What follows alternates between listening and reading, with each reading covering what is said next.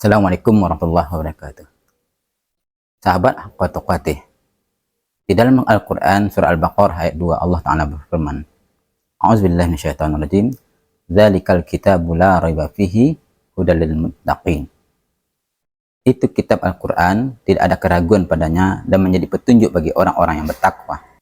Ada kata-kata hudal, petunjuk. Petunjuk artinya adalah bagaimana kemudian dia menjadi jalan untuk kita supaya kita terarah kepada sesuatu yang Allah ridhoi, Allah cintai, Allah pun menyukai terhadap langkah-langkah tersebut. Bicara petunjuk artinya adalah bicara Allah Subhanahu wa taala menghendaki, menginginkan bagaimana kita selamat. Bicara petunjuk artinya adalah bagaimana kemudian kita tidak menjadi orang yang kemudian ingkar atau yang disebut dengan kafir. Hari ini petunjuk itulah yang kemudian diabaikan di tengah kehidupan kita. Dan kita mudah-mudahan yang bukan termasuk di antaranya.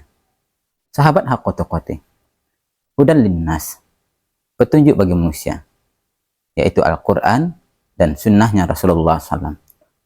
Ibarat kata, kita hendak menuju suatu wilayah. Anggaplah misalnya ke Payakumbuh, wilayah yang ada di Sumatera Barat.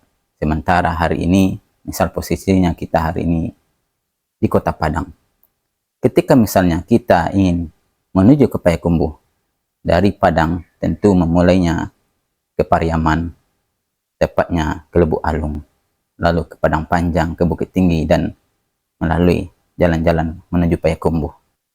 Bagaimana jadinya kemudian kita tahu arah simpang jalannya, petunjuknya ada, dan tertera di atas kita.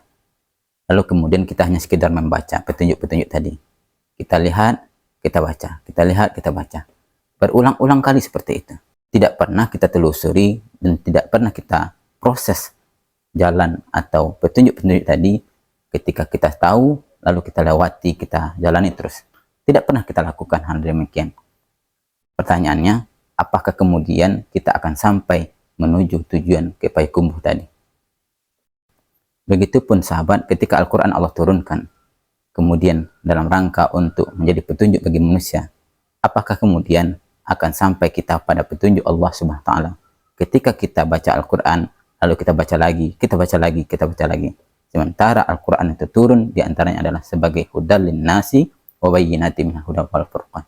Padahal Al-Quran itu Allah turunkan kepada manusia, salah satunya adalah sebagai petunjuk, kemudian pembeda antara hak dan yang batil. Maka dari sini kita harus memahami bahwa kalau ingin Al-Quran itu sebagai petunjuk bagi kehidupan kita, tidak cukup hanya sekedar dibaca, tapi kemudian kita pahami dan kemudian kita amalkan. Sahabat Haqqat Tuqatih, marilah kita jadikan Al-Quran mulai hari ini, detik ini, berupaya menjadi petunjuk yang benar-benar petunjuk kehidupan kita di dunia dan wal akhirat. Assalamualaikum warahmatullahi wabarakatuh.